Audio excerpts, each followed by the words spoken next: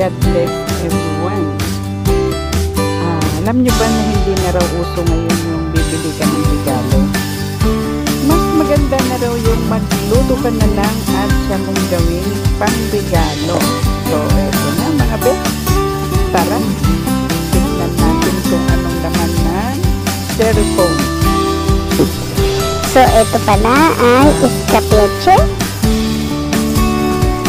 Ang sarap isda, oh. May kasamang eggplant, talong, at saka carrots at bell pepper.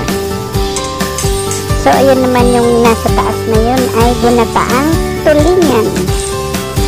So, ano naman kaya itong nakalagay sa garapon?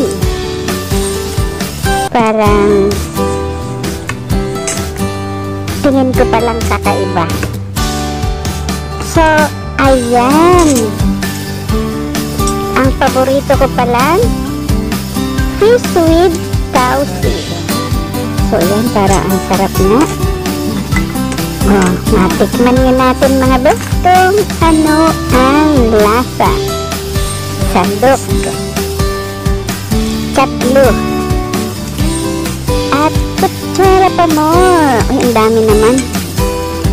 Parang amoy pa lang, nagugutom na ako.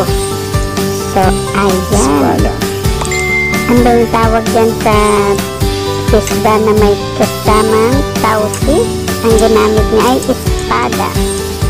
So, eto na yun mga best. Hahatawin ko na. Wow.